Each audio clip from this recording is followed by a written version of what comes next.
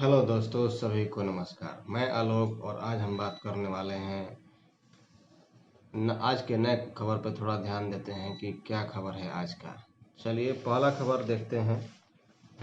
मतदाता सूची पंजीकरण में जीविका दीदी और सिविल सोसाइटी करेगी मदद। इसके बारे में थोड़ा सा हम लोग एक्सप्लेनेशन देख लेते हैं।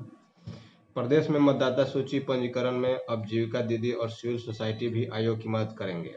शुक्रवार को मुख्य निर्वाचन पदाधिकारी कार्यालय में संयुक्त मुख्य निर्वाचन पदाधिकारी मिथिलेश कुमार साहू ने निर्वाचन प्रक्रिया में महिला, युवा, वृद्धजन, दिव्यांग मतदाता, मंगलामुखी मतदाता व अन्य वंचित समूहों के सदस्यों की सक्रिय भागीदारी को लेकर के जीविका सहित अन्य समूहों के साथ बैठक की।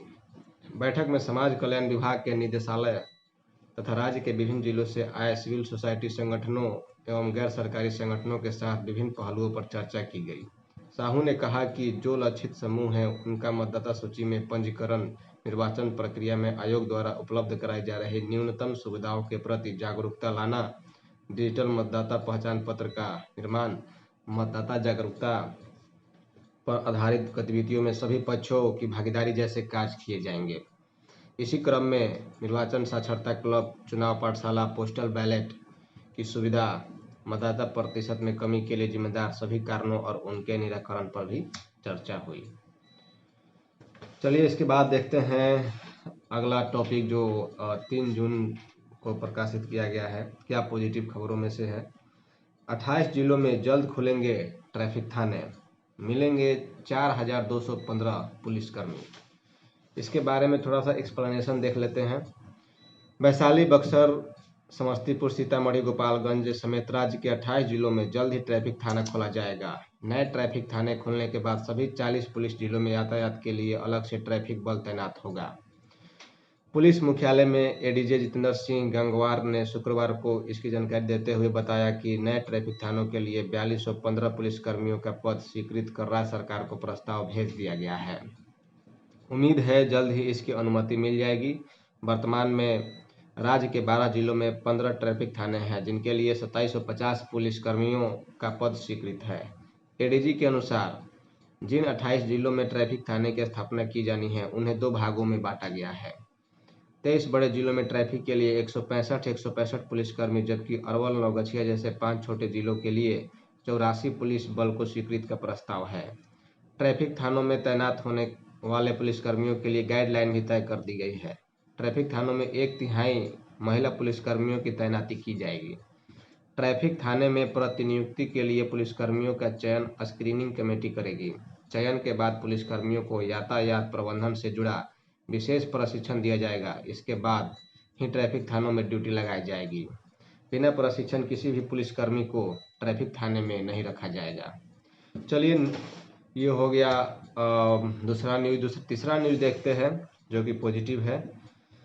ठीक ढंग से कराया जाए पौधारोपण योजना का क्रियान्वयन। जो जल जीवन हरियाली के अंतर्गत पौधारोपण नीतीश कुमार द्वारा कराया जा रहा है पूरे बिहार में, उसके बारे में कहा गया। नीतीश कुमार जी बोले कि ठीक ढंग से कराया जाए पौधारोपण योजना का क्रियान्वयन। उसमें थोड़ा सा हम देखते हैं क्या बताया उन्होंने। मुख्यमंत्री नीतीश कुमार ने शुक्रवार को पर्यावरण, वन एवं जलवायु परिवर्तन विभाग तथा पौधारोपण अभियान की समीक्षा की। इस दौरान उन्होंने यह निर्देश दिया कि पौधारोपण के लिए जो कार्य योजना बनाई गई है उसका क्रियान्वयन ठीक ढंग से कराया जाए। विभाग की नीतियों और प्राथमिकताओं के आधार पर लक्ष्य के अनुरूप और तेजी से पौधारोपण कराएं। मुख्यमंत्री ने कहा कि पहाड़ी क्षेत्र के निचले भागों में जल संग्रहण के लिए जो जगह बनाई गई है उन जगहों पर भी पौधारोपण कराएं। नहर एवं नदी के किनारे पौधे लगाने के काम में तेजी लाया जाए। उन्होंने कहा कि जो पौधे पहले लगाए गए हैं उन्हें बचाने के लिए सभी जरूरी उपाय करें। सरकारी भवनों के परिसर में जितना संभव हो पौधारोपण कराया जाए। सभी जिलों में पौधारोपण की गतिविधियों को बढ़ावा देने के लिए अधिक से अधिक लोगों को जोड़ें। मुख्यमंत्री ने कहा कि झारखंड के अस्तित्व में आने के बाद बिहार में हरित आवरण क्षेत्र मात्र 9% रह गया था। वर्ष 2012 में हरियाली मिशन की शुरुआत की गई थी और 24 करोड़ पौधारोपण का लक्ष्य रखा गया था। उसके तहत 22 करोड़ पौधे लगाए गए। बड़े स्तर पर पौधारोपण से राज्य का हरित आवरण क्षेत्र 15% तक पहुंच गया है। हरित आवरण क्षेत्र कम से कम 17% हो जाए, इसे ध्यान में रख तेजी से पौधारोपण कराया जाए। मुख्यमंत्री की समीक्षा बैठक में पर्यावरण, वन एवं जलवायु परिवर्तन विभाग के प्रधान सचिव अरविंद कुमार चौधरी ने विभाग के कार्यों के बारे में अद्यतन जानकारी दी। चलिए अब देखते हैं अगला न्यूज क्या है जो कि पॉजिटिव है आज का।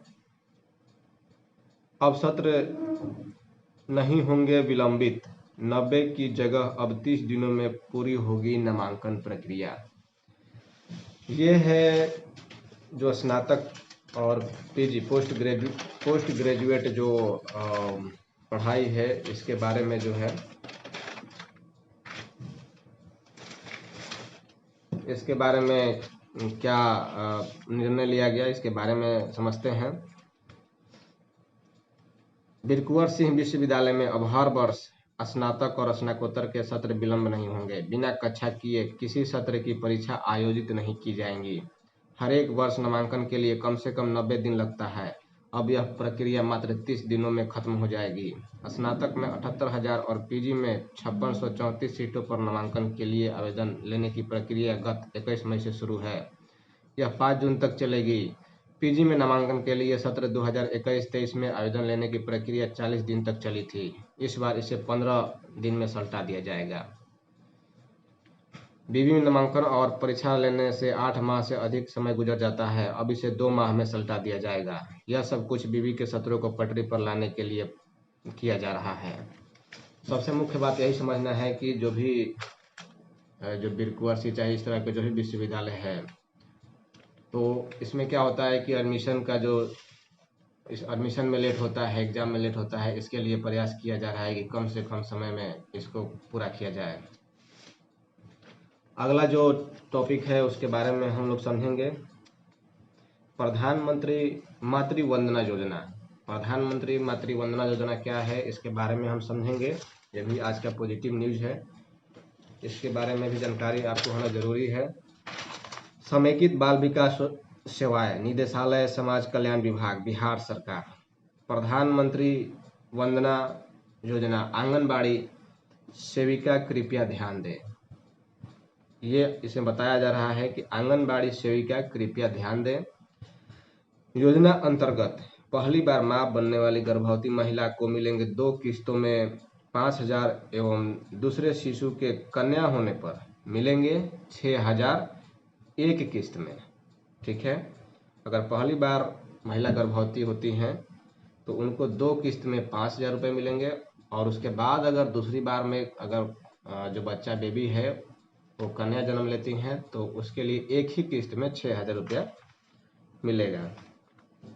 पोर्टल लिंक है pmmvy.nic.in या pmmvy मोबाइल ऐप पर जाकर आंगनबाड़ी सेविका आवेदन की एंट्री एवं आवेदन सत्यापन कर सकती है। सबसे जरूरी बात कि जो आंगनबाड़ी सेविका है उनको भी सरकार द्वारा सहयोग राशि दिया जा रहा है, और इसके लिए उनको करना क्या है। योजना अंतर्गत आंगनबाड़ी सेविका को लाभुक का समय अंतर्गत ऑनलाइन पंजीकरण करने पर 250 रुपये एवं ऑनलाइन आवेदन का ससमय सत्यापन करने हेतु 150 रुपये प्रोत्साहन राशि दी जाएगी। मतलब कि टोटल उनको 400 रुपये जो है दिए जाएंगे। ऑनलाइन पंजीकरण कराएंगे तो 250 रुपया, और समय से पहले मतलब समय के अंतराल में ही अगर आवेदन कराती हैं तो उनको 150 रुपया और दी जाएंगी। योजना के शर्तों के अनुसार आंगनबाड़ी सेविका अपने क्षेत्र अंतर्गत योग्य लाभुकों का पंजीकरण मोबाइल ऐप के माध्यम से करेंगी। आवेदन में लाभुकों का मोबाइल नंबर दिया जाना अनिवार्य है।